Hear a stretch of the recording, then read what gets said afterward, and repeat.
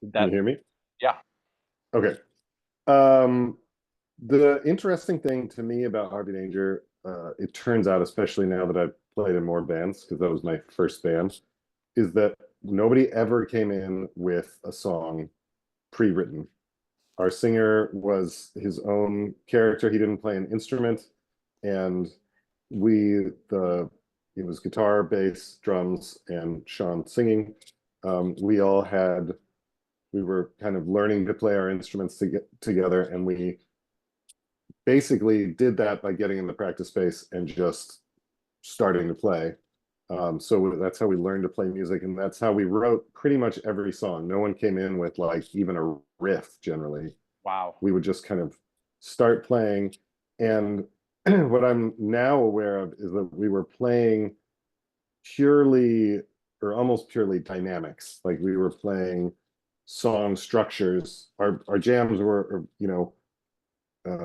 what I thought of as a jam then, I've since learned jam can be a lot more amorphous and kind of, devolve into the 12 bar blues or whatever really quickly. But in our case, it was kind of like someone would start playing something, uh, say the guitar, the bass would drop in and the drums, and we would all know when to switch at the same times. It was really instinctive.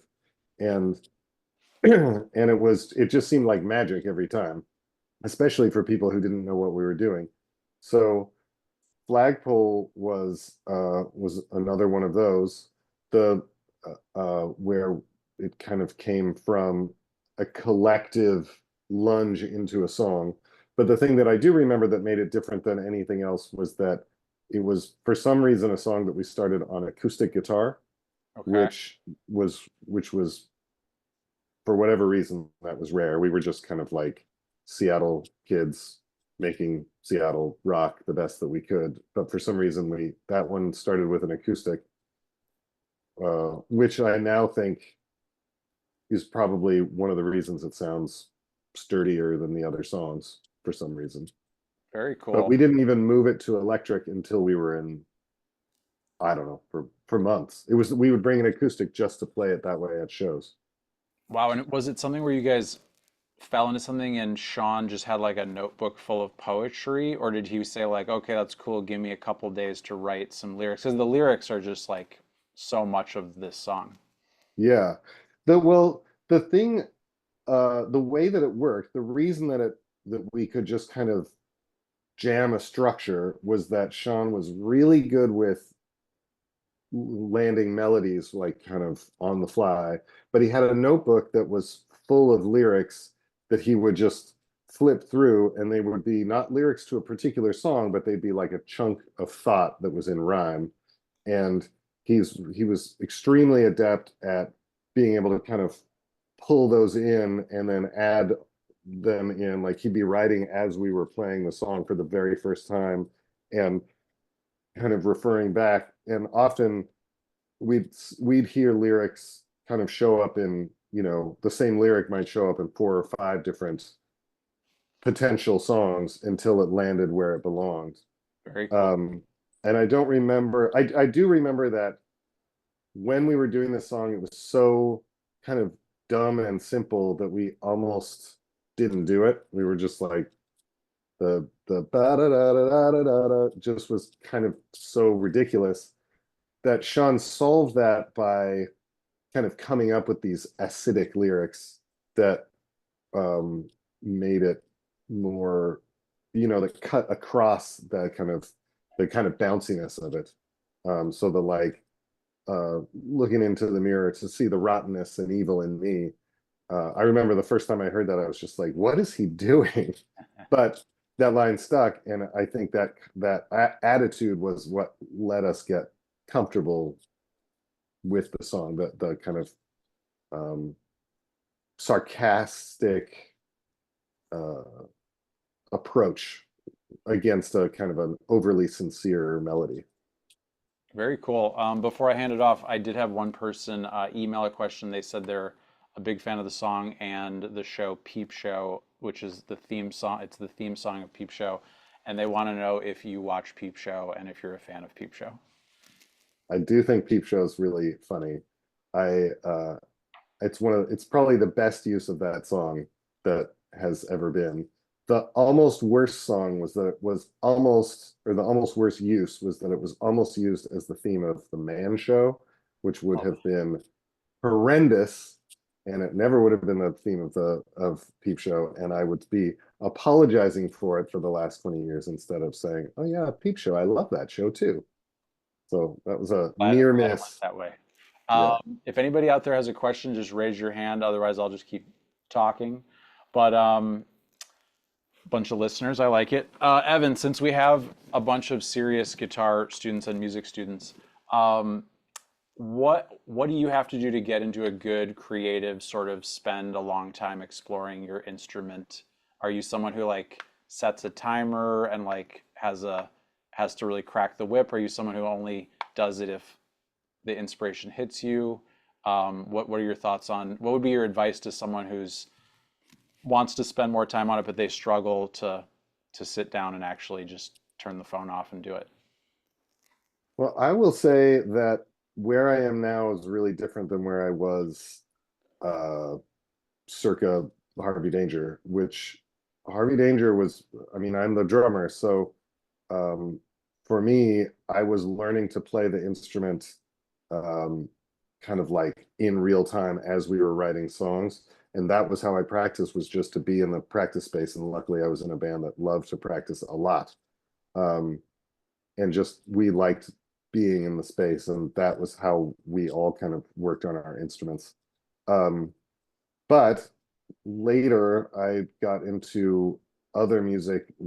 uh I started wanting to explore weirder, harder music, and that meant going to the practice space by myself regularly. When I was living in Chicago, that was when I was in a band called Bound Stems, and I to work out my drum parts, I really just needed to spend a lot of time.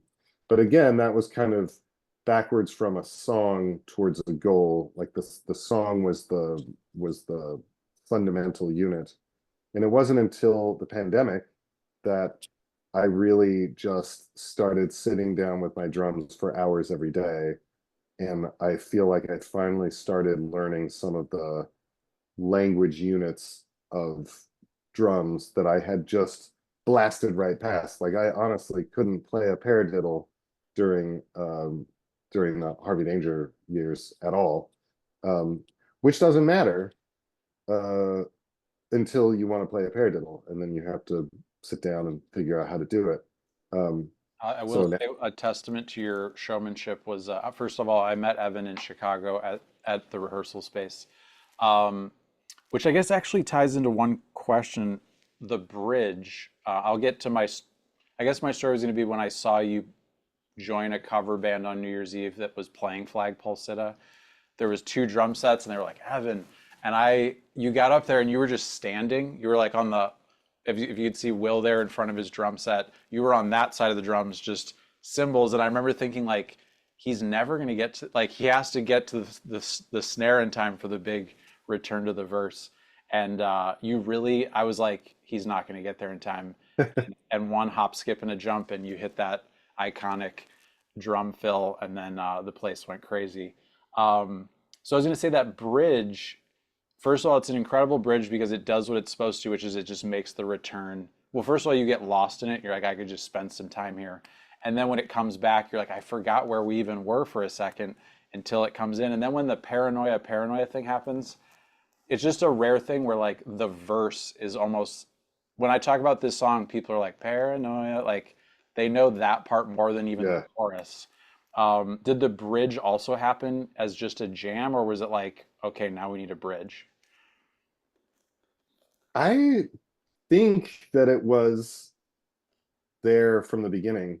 I mean, the thing that's funny about the song is like that you point out, because you have to, is the verse and the chorus are the same chords, and really similar approaches to the chords. It's not like, you know, they're inverted or played in a different part. They're just kind of, you know, the a different pedal is punched and they just kind of push up. Um, but I feel like we had that band, for whatever reason, had a real instinct for the kind of the resolve uh, area. I'll also say structurally, one of the things that I was reminded listening to it, um, a trick that we use that I've found really valuable is that we would tend to do a verse and then the first chorus would be just one line of the chorus and then you pop back into a verse so that you save the real release of the chorus for the real chorus. You know, we thought of that as kind of like a half chorus up front. And you can hear it in this in Flagpole. We did it a lot, kind of a lot, but you can hear that when it does finally release, you think you know where it's going, but then it keeps going and it becomes a whole new part into itself. Um, because the first one was so brief, the second one really feels like it opens up. And then and what I realized in this one is it goes really from that first full chorus straight into the bridge, which is a little odd that it doesn't go back into another verse. It's very concise that way.